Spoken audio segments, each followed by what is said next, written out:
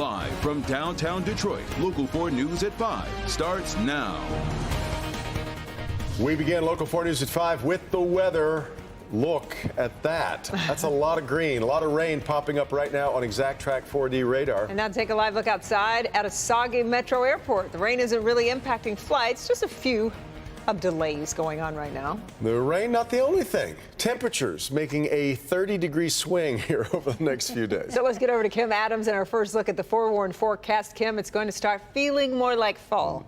Much more like fall, and everyone's getting the rain now. We've had some spotty showers off and on, but now everyone is getting rain, and it's heavy in some spots around Metro Detroit, including in the western part of Wayne County. There were some heavy showers in Plymouth. Those have now moved to Farmington Hills, Oak Park, Dearborn, Melvindale, even into the downriver area, getting some pretty heavy rain. You can see the yellows and the reds indicating that heavy rain. It's a little bit lighter in Macomb County, but the showers that are back out in Pontiac and Rochester that are heavier are moving to the east. So we'll continue to see rain for the next several hours, but overnight tonight we're going to get a break and then some sunshine will return for one day. 66 at Metro Airport, 62 at Metro, 66 City Airport, mid-60s in Mount Clemens. Tomorrow, believe it or not, we'll get a little sunshine. Temperatures will go back into the upper 60s, but then after that, it is going to be a very cold weekend ahead. Showers will return.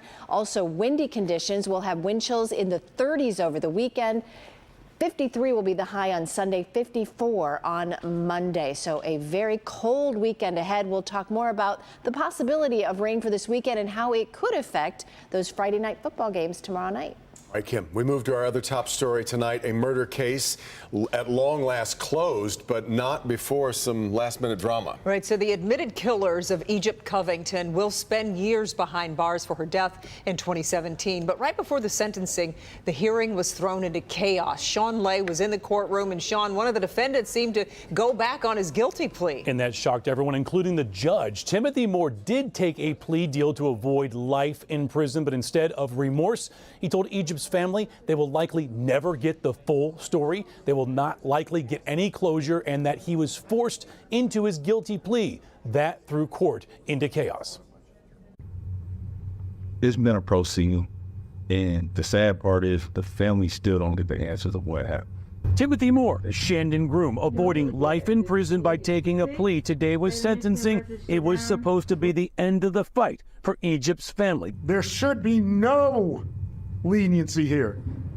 There's no way anyone in their right mind would ever want these people out on the streets in society again. But Moore threw this court into chaos, saying there's more to the murder. The family won't get closure, and then this. And hopefully one day they get their answers. But I feel like I was pushed into a plea for something I shouldn't have took a plea to. I was pushed into this plea. When he said those words, what did you think? That was wild. It seemed like he wasn't really sure about what was happening. Was it painful to hear that? Yes. Because what I'm hearing is that he did not willingly, knowingly, and voluntarily enter into this plea, which is not what's on the record. The family did not want to go through a painful trial. Judge Evans cleared the courtroom, bringing Moore back in. He told the court he does, in fact, take this plea. It's a fiasco.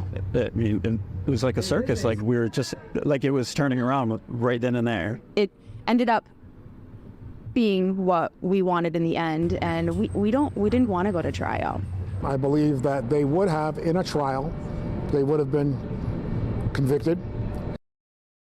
Bottom line, Shandon Grooms was sentenced to 17 to 26 years in prison. Timothy Moore, you saw there, got 20 to 55 years. Kimberly? Yeah, and Sean, this entire case boiled down to three men breaking into the wrong home. The three were at that apartment complex or condo complex to steal marijuana. They were directed to go to the door on the left. They went into the door on the right. Egypt Covington alone inside watching a movie.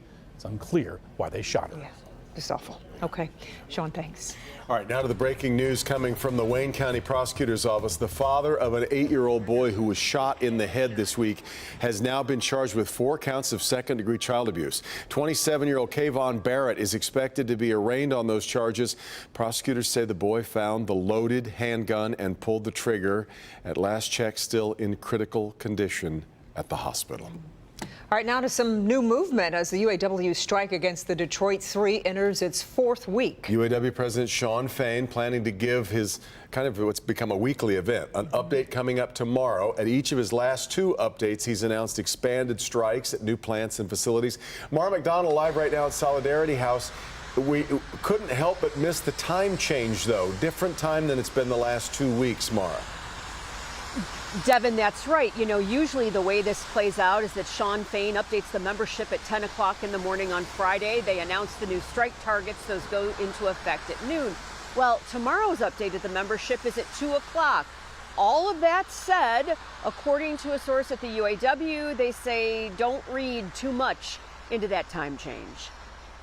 One thing's for sure, there's a lot of talking going on. General Motors gave the UAW a counteroffer today. This is GM secured a $6 billion line of credit this week in case the strike goes on. Ford gave the UAW a new offer on Tuesday, one that had workers walking the picket line at the Ford Michigan Assembly in Wayne hopeful. We're fighting for the next generation either way. So, it's not about do we have a choice. We don't have a choice, We're out here for the long haul, whether we like it or not. Talks with Stellantis are ongoing with the current offer on the table. The official word from the UAW tonight is that Chief Shawn Fain will update the membership on what it's referring to as, quote, substantive bargaining updates in that 2 p.m. address tomorrow. It's interesting to note what we haven't seen out of the union this week. Yo, you about done? Tick-tock. Videos and posts like these on socials, which have a certain swagger to them, haven't been front and center this week. Back here live, definitely an uptick in the talks, in the momentum, I'd say, over the last 24 to 48 hours. Does it bear any fruit? We're going to find out tomorrow afternoon. We're live on Detroit's east side at Solidarity House. I'm Mara McDonald, Local 4. And no doubt at this time tomorrow we will be talking about what Shawn Fain delivers. We'll see. We're going to stream his announcement live tomorrow afternoon on Local 4 Plus. Christy McDonald will anchor our coverage starting at 2 p.m. And then, of course, be sure to join us starting on First at 4. We move now to major developments on 2 fronts in the Mel Tucker saga at Michigan State. Today, the Title IX hearing began as Tucker's attorneys released a trove of information, including new text messages allegedly sent by his accuser. Priya Mann is here with us now. And Priya, there's a lot to go through here. Oh, that's right. We're talking 106 pages here. This is only about 30 of them. Most of it was redacted, but of the text that we could see, the accuser allegedly wrote to a friend saying, "Now imagine the victim is taking on a $95 million coach." Attorneys representing former MSU football coach Mel Tucker say they have new evidence that undermines the university's investigation. They released text messages from the accuser, Brenda Tracy.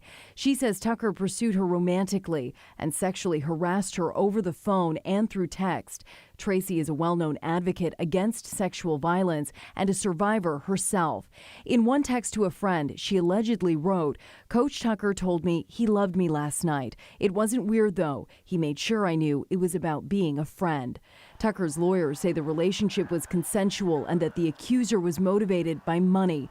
In one thread, Tracy texted about hoping Tucker would finance a documentary. And after her attorney reached out to MSU about a settlement, she allegedly texted her friend saying, "Money is my only recourse to make him feel like there's a punishment." The Title IX hearing is expected to last 2 days, and the hearing officer will issue a decision in 20 days. And Tucker was not present for the virtual hearing. His lawyers told MSU this morning that Tucker could not attend due to a serious medical condition. No further explanation was given. Both parties could appeal the decision. By the way, we did reach out to attorneys for Tucker and Tracy and did not hear back. MSU would not comment either. This 2-day hearing, by the way, is closed to the public. Right. But he did have another interesting wrinkle, though, in what we've learned, and that is that she was having some kind of contact with reporters from ESPN be important, right? And that's why Tucker's lawyers feel that this is important, because the accuser says that her name was leaked to the press during the MSU investigation before the story broke. So a lot of moving parts here. Sure. Yeah. All right.